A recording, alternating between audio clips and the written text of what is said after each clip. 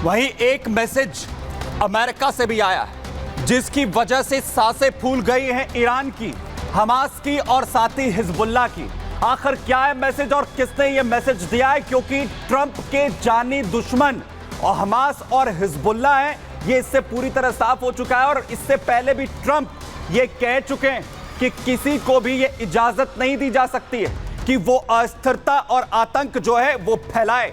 और नए मंत्री का नाम यहां पर सामने आता है, नए मंत्री मार्को रूबियो, और वो मैसेज दे रहे हैं कि ट्रंप की स्ट्रैटेजी क्या यहां पर रहने वाली है। जहां पर उन्हें नॉमिनेट किया जा रहा है, नॉमिनेट मार्को रूबियो को जैसे ही करते हैं, जहां उनका नाम सामने आता है, एक मैसेज उनकी तरफ से आ जाता है और वो ये कहते हैं कि ट्रंप की पॉलिसी पूरी तरीके से क्लियर है। जो इससे पहले किया था, जैसे लगाम पहले ईरान पर कसी गई थी, हमास हिजबुल्लाह पर कसी गई थी, वैसे ही कसी जाएगी। क्या कह रहे हैं मार्को रूबियो, पहले जरा वो सुनिए। सीनेटर रूबियो, क्या आप युद्ध विराम का आह्वान करेंगे? नहीं, मैं नहीं करूंगा। मैं चाहता हूं कि वो हमास के हर तत्व को नष्ट कर दें। वे उन पर अपना हाथ रख सकते हैं। ये लोग खतरनाक जानवर हैं। भयावह अपराध किसने किया है? मैं हमास को दोषी ठहराता हूं। हमास को नागरिकों के पीछे छिपना बंद करना चाहिए, नागरिकों को रास्ते में लाना चाहिए। हमास को पता था इससे ऐसा होने वाला है। हमास को अस्पताल के नीचे अपने सैन्य प्रतिष्ठानों का निर्माण बंद करना होगा। हमास इसके लिए 100% दोषी है। तो हमास पूरी तरह से जिम्मेदार है। जो हालात मिडल ईस्ट में हैं, जो लोग वहां पर सफर कर रहे हैं, उसके लिए हमास हिजबुल्लाह पूरी तरीके से जिम्मेदार हैं। ये बड़ा मैसेज वो दे रहे हैं। मार्को रूबियो आखिर कौन है और उनके बयान के आखिर क्या कुछ मायने? रिपब्लिक पार्टी के सीनेटर हैं मार्को रूबियो।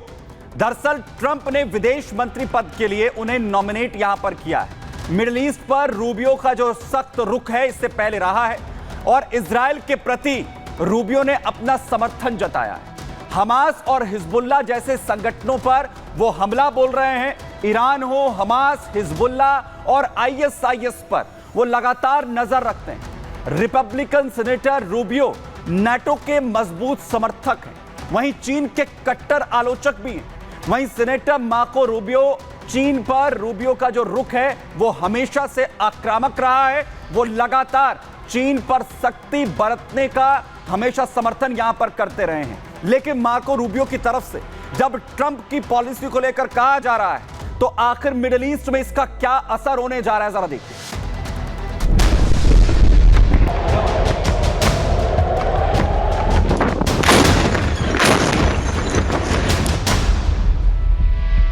क्या मिडिल ईस्ट में महायुद्ध अब और भयंकर होने जा रहा है?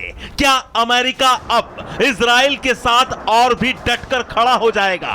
क्या मिडिल ईस्ट की जंग और भी विध्वंसक होने जा रही है? क्या मिडिल ईस्ट में इजराइल के साथ अब अमेरिका भी उसके दुश्मन देशों को मुंह तोड़ जवाब देगा?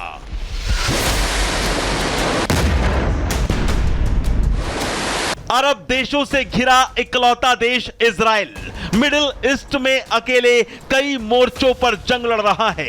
इजराइल कहता आया है कि उसकी लड़ाई आतंकवाद के खिलाफ है, बुराई के खिलाफ है, और अमेरिका कहता आया है कि वो बुराई के खिलाफ युद्ध में इजराइल के साथ खड़ा है। और इसकी तस्दीक अमेरिका के नवनिर्वाचित राष्ट्रपति डोनाल्ड ट्रंप के सीनेटर मार्को रूबियो के बयान से हो भी रही है। डोनाल्ड ट्रंप की रिपब्लिकन पार्टी के सीनेटर मार्को रूबियो का साफ कहना है कि इजराइल के पास हमास के समूल सर्वनाश के अलावा कोई विकल्प नहीं है। रिपब्लिकन सीनेटर मार्को रूबियो का बयान सिर्फ हमास के लिए ही खतरे की घंटी नहीं है, बल्कि हिजबुल्लाह, हूती और आईएसआईएस भी अमेरिका के रडार पर हैं, क्योंकि ट्रंप की पार्टी मानती आई है कि मिडिल ईस्ट में हमास और हिजबुल्लाह जैसे संगठन किसी भी देश के लिए खतरे से कम नहीं है। डोनाल्ड ट्रंप ने अपने सीनेटर मार्को रूबियो का नाम नए विदेश मंत्री पद के लिए नॉमिनेट किया है। सिर्फ ट्रंप ही नहीं, उनके सीनेटर का रुख भी हमास और हिजबुल्लाह के खिलाफ सख्त है। 20 जनवरी 2025 को बाइडेन युग समाप्त हो जाएगा और फिर ट्रंप युग का आगाज होगा। मिडिल ईस्ट समेत पूरी दुनिया अमेरिका की तरफ देख रही है कि ट्रंप क्या कदम उठाएंगे। हमास, हिजबुल्लाह, हुती, आईएस को कैसे खत्म करेंगे और ईरान पर ट्रंप का एटमी प्लान क्या है। क्या ट्रंप गद्दी पर बैठते ही ईरान पर हमला बोल देंगे या फिर इजराइल के साथ खड़े रहकर ईरान को धीरे धीरे तबाह कर देंगे। Bureau report, Republic Bharat. तो ट्रंप के आते ही गद्दी पर बैठते ही मिडिल ईस्ट में क्या होगा, इसका डर ईरान और उसके प्रॉक्सी हमास हिजबुल्लाह को सता रहा है। और वहीं इसी बीच बड़ा दावा इस वक्त किया जा रहा है इजराइल के परमाणु सेंटर का।